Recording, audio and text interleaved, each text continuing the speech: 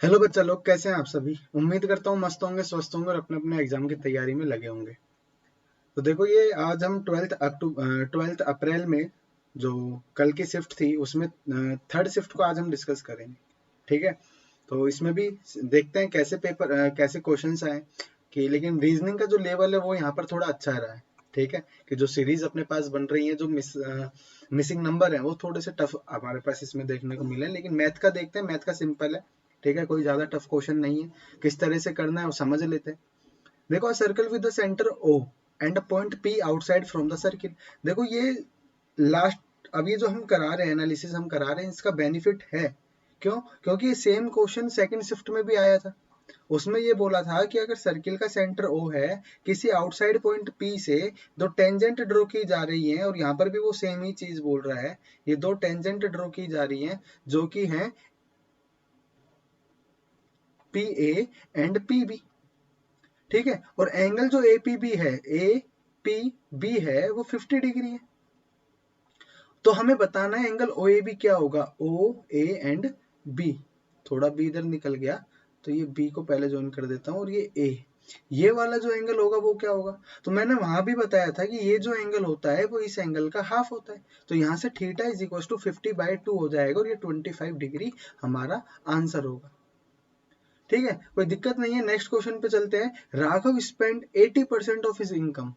ठीक है, अच्छा यहाँ पर एक और चीज हमसे वो पूछ सकता था, क्या क्या अगर उसने ये एंगल हमसे पूछा होता तो ये कितना होता, ये 180 माइनस ये वाला एंगल होता है, तो ये कितना होता, ये 130 डिग्री हो जाता। क्यों? क्योंकि ये एंगल तो कितना होता है, 90 डिग्री। तो इस पे यहाँ पर बहुत सारे केस बन सकते हैं, लेकिन अभी यही समझ लेते हैं। नेक्स्ट क्वेश्चन पर चलते हैं। Raghav spend 80% of his income. देखो, 80% का मतलब क्या होगा, 4/5। अगर उसकी इनकम 5 यूनिट है तो वो स्पेंड कितना कर देता है, 4 यूनिट। तो सेविंग कितने की होगी, 1 यूनिट की। तो ये कितना हो जाएगा, 500, 400 and 100। If income is increase by 12%, if income is increase by 12%, तो इनकम को 12% से इंक्रीज किया है, तो 12 पंजे 60, 560 हो गई होगी।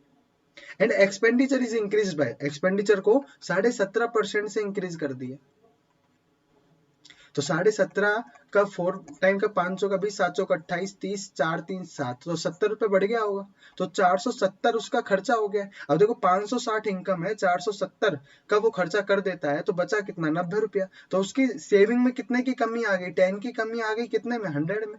तो कितना माइनस का 10% क्या बता रहा होगा, डिक्रीज बता रहा होगा, कि उसने अपनी सेविंग को 10% से डिक्रीज कर दिया।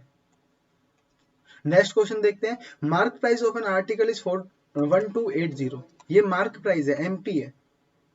After giving a discount of 30%, अब 30% का डिस्काउंट दे दिया।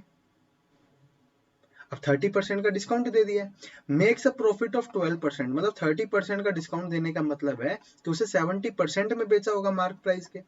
तो ये 7 8 56, 7 दूनी 14 और 9 19, 7 और 1 8, तो उसने 896 रुपए में उस आइटम को बेच दिया होगा। लेकिन इस 896 में बेचने पर भी उसे 12% का प्रॉफिट हो रहा है।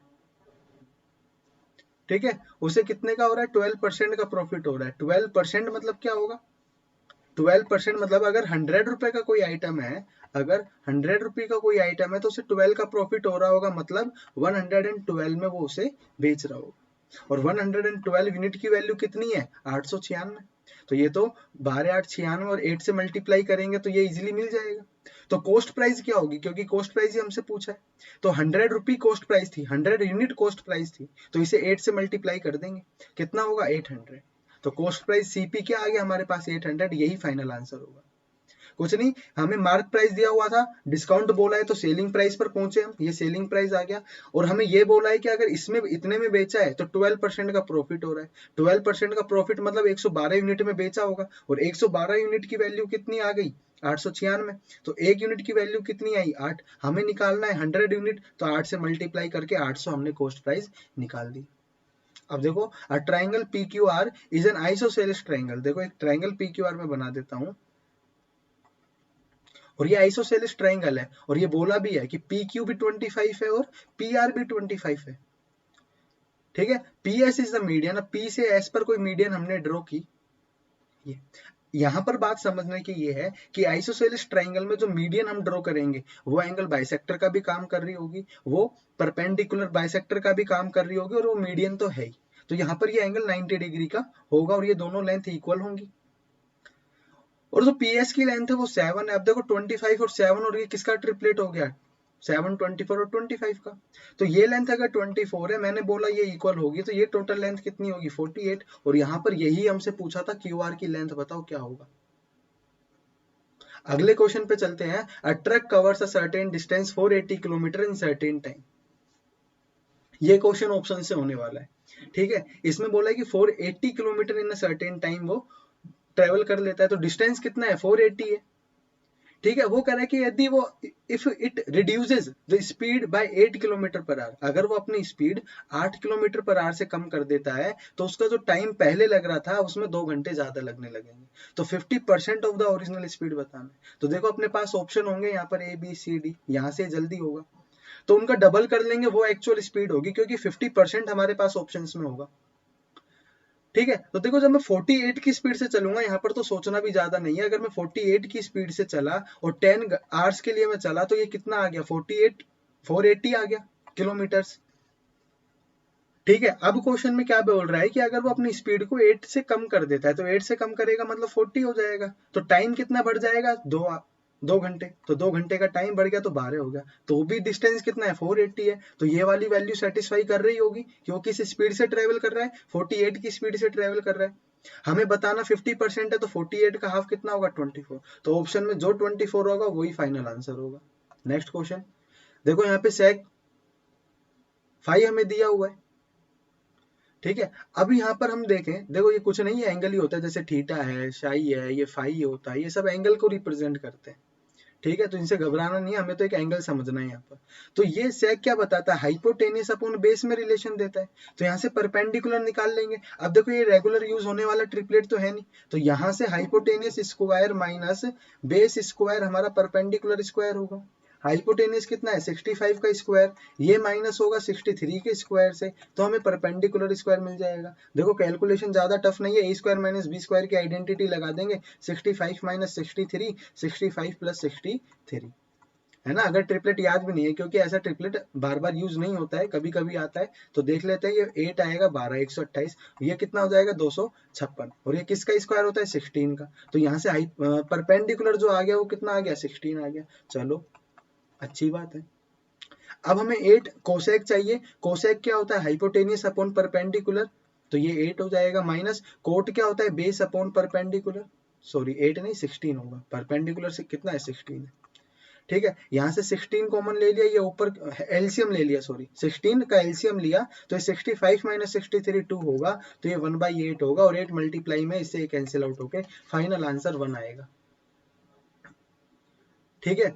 तो सिंपल है, बस यहाँ पर ट्रिपलेट नहीं याद है तो हमें ये सोल्व करना पड़ेगा, और इसमें टाइम ज्यादा नहीं लगेगा अगर इस तरह से करेंगे। अगर तुम करते हो कि 65 का भी स्क्वायर निकाल रहे हो, बेस का भी स्क्वायर निकाल रहे हो, फिर उसे सब्ट्रैक्ट कर रहे हो, तो टाइम लगेगा। अगले क्वेश्चन में चलते हैं। In a triangle the product of two side is 24, where A and B are the integers, then how many such triangle are possible. ये अच्छा क्वेश्चन है कि दो साइड का प्रोडक्ट हमें दिया हुआ है, तो ये कितना है 24 है। तो पॉसिबल जो साइड्स हो सकते हैं वो क्या क्या हो सकते हैं, 1 इंटू 24, 2 इंटू 12, 3 इंटू 8, 4 इंटू 6, उसके बाद रिपीट होगा, तो ये 4 पेयर्स हमारे पास बने। लेकिन क्या ये पॉसिबल ट्राइंगल को रिप्रेजेंट कर रहा है, नहीं। यहाँ ये बता रहा है कि अगर एक साइड 1 है तो दूसरी 24 होगी, तो हमें इनके लिए थर्ड साइड फाइंड करनी पड़ेगी। तो यहाँ पर जितनी थर्ड साइड पॉसिबल होंगी उतने उतने ट्राइंगल हमारे पास पॉसिबल होंगे। तो यहाँ से एक और क्वेश्चन मैं आपको बताता हूँ। सपोज हमारे पास 4 और 6 दो ट्राइंगल की साइड दी हुई है, ये ए और ये, और थर्ड साइड हमें फाइंड करनी है क्या क्या पॉसिबल है। तो ये निकालने का एक तरीका होता है क्या, कि इन दोनों का डिफरेंस और इन दोनों का सम, 4 प्लस 6, जो थर्ड लेंथ होगी वो इनके बीच में लाई करेगी, ये रिलेशन होता है।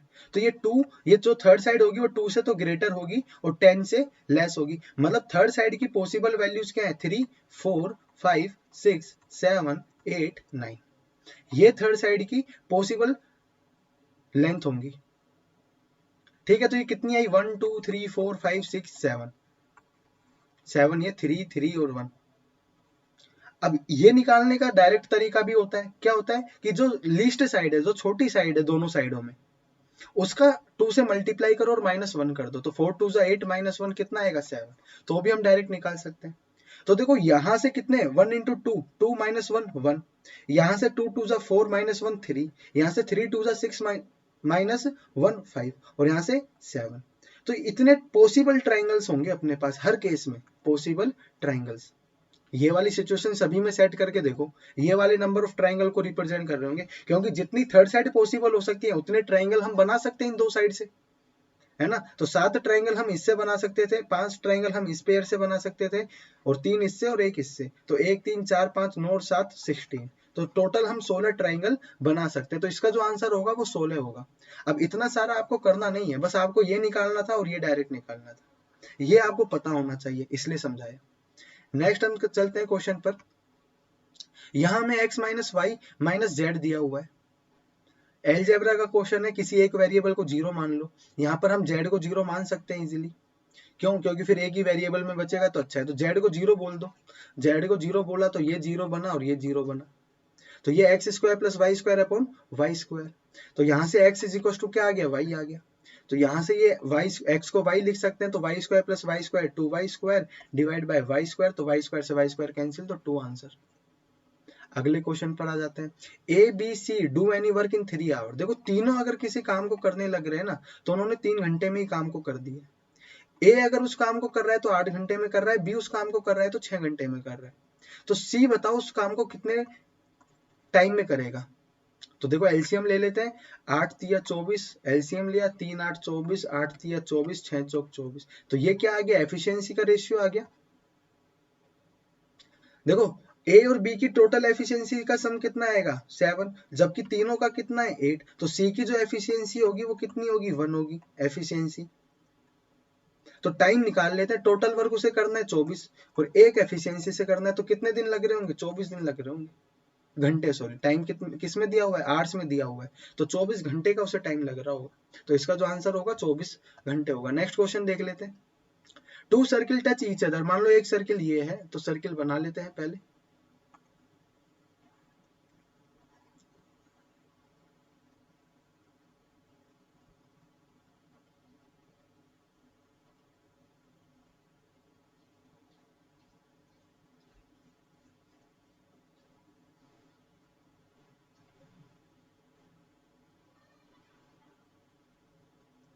ठीक है, ये दो सर्किल अपने पास है, क्योंकि वो internal intersect sorry internally intersect कर रहे हैं, इस पॉइंट पर वो इंटरसेक्ट कर रहे हैं। ठीक है, अब आगे क्या बोल रहे हैं, इंटरनली इंटरसेक्ट, और जो डायमीटर है वो एक का तो 8 है और एक का 4 है, तो बड़े वाले का 8 होगा। तो देखो अगर ये इसका सेंटर है, ये इसका सेंटर में मान लेता हूं, क्योंकि इसका जो डायमीटर है छोटे वाले का वो 4 है, तो ये छोटे वाले का जो डायमीटर आ गया वो 4 आ गया, और जो बड़े वाले का डायमीटर है वो 8 है, तो उसकी रेडियस कितनी होगी 4 होगी, तो जो बड़े वाले की रेडियस है वो छोटे वाले का क्या है डायमीटर है।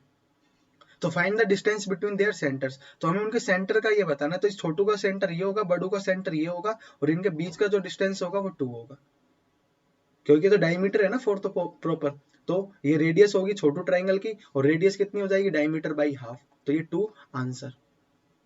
अगला क्वेश्चन पे देखो 1 2 3 4 5 6 नहीं है, 1 2 3 4 8 एक्स वाई हमें दिया हुआ है, और ये 8 और 5 से डिविजिबल है।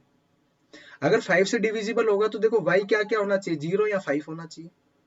5 यहाँ हो नहीं सकता क्योंकि 8 से भी डिविजिबल है, और 8 के मल्टीपल में 5 आता नहीं है, तो y तो हमें मिल गया 0 होगा, तो x का देख लेते हैं। और हमें पता है कि 8 से अगर डिविजिबल है तो लास्ट की जो 3 डिजिट होंगी वो किससे डिविजिबल होंगी 8 से, तो देखो 8 1 जा 8, तो ये तो 0, x आया और 0 आया, तो ये हमें ग्रेटेस्ट वैल्यू बतानी है एक्स वाई की, तो y की तो ग्रेटेस्ट और लिस्ट सब 0 ही है और कुछ हो ही नहीं सकता। x का क्या होगा, देखो 8 5 40 भी होता है तो 4 भी हो सकता है, और 80 भी हो सकता है, तो हम तो ग्रेटेस्ट लेंगे 8, तो x और y की जो ग्रेटेस्ट वैल्यू होंगी वो 8 और 0 होंगी। अगले क्वेश्चन पे आ जाते हैं। यहाँ पर हमें दिया हुआ है 2 sin psi plus 2 plus sec theta minus 2 root 2 is equal to 0, theta ही मान लेते हैं इसे यार, साई वाई क्या ये, ठीक है, हमें थीटा बताना है।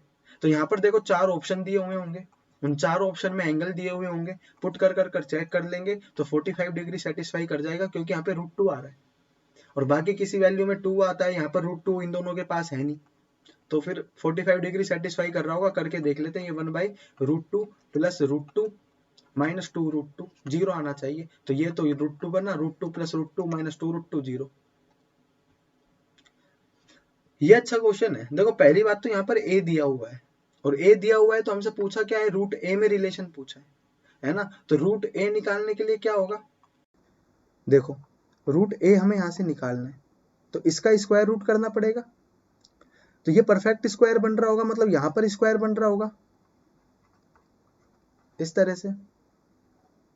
तो देखो ये क्या बन रहा होगा, ये 3 + 2 से 5 बना होगा, क्यों, क्योंकि ये तो सॉरी a² + b² + 2ab वाली टर्म बनेगी, तो यहाँ 2 तो ऑलरेडी होगा, तो 2 तो है, और ये a भी कितना बन रहा है √6, तो ये √3 मल्टीप्लाई बाय √2 होंगे कि नहीं होंगे दोनों, और इनका स्क्वायर का सम 5 आ भी रहा है बिल्कुल। तो a और b की वैल्यू मुझे मिल गई, कितनी है √3 और √2, ठीक है। तो ये √3 + √2 का होल स्क्वायर होगा, ठीक है, जिसका स्क्वायर रूट ये, तो √a हमें मिल गया कि नहीं मिल गया, √a की वैल्यू मुझे मिल गई। मुझे बताना है √a + 1/√a, तो √a कितना होगा √3 + √2 प्लस में 1/√3 + √2। अब देखो इनके स्क्वायर का जो डिफरेंस है वो कितना है 1 है, तो हम इसका जो रेसिप्रोकल करेंगे या फिर हम ये बोले रेशनलाइजेशन करेंगे तो उसकी वैल्यू आएगी √3 - √2, तो √2 से √2 गया, और तो ये कितना आ गया 2√3।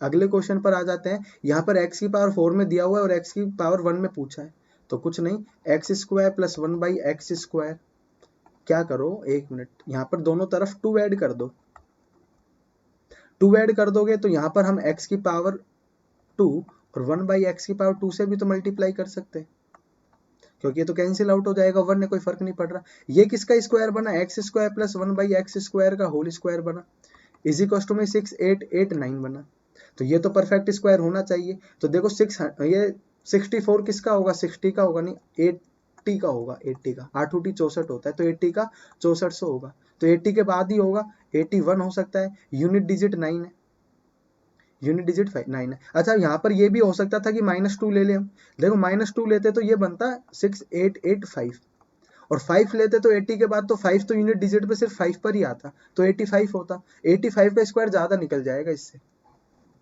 ठीक है। तो यहाँ पर हमने इसलिए +2 लिया, बाकी करके देख सकते हो, कोई दिक्कत नहीं है ना। 9 आएगा, थोड़ा सा टाइम एक्स्ट्रा लग जाएगा अगर -2 ले ले तो, वैसे सबसे पहली अप्रोच +2 ही रहती है, उसके बाद अगर वो सेटिस्फाई नहीं कर रहा तो फिर -2 पर जाएंगे, नेगेटिव में कौन जाना चाह रहा है ना। तो ये कितना है 6889, तो ये 81 का नहीं होगा क्योंकि यूनिट डिजिट 1 होगी, 9 लानी है हमें, 82 नहीं होगा, यूनिट डिजिट 4 होगी, हमें 9 लाना है, 83 हो सकता है, और 83 ही होगा, तो यहाँ पे ये कितना आया 83 आया, x² + 1/x²। हमें अब माइनस का चाहिए, तो मैंने -2 कर दिया दोनों तरफ, परफेक्ट स्क्वायर भी हमारा -2 पर ही बन रहा है, तो x - 1/x कितना बन जाएगा 9 बन जाएगा। लास्ट क्वेश्चन देख लेते हैं। यहाँ पर हमें देखो ये x² और x की पावर 8 में रिलेशन चाहिए, तो यहाँ से x + 1/x बना लेते हैं। कैसे बनेगा, यहाँ पर डिवाइड कर दो x से, इसको भी कर दो, तो ये आ जाएगा 3। तो देखो x² + 1/x² तो बना 3 3 9 - 2 7, और x की पावर 4 + x की पावर 4 इज इक्वल टू में बना 7 7 49 - 2 47।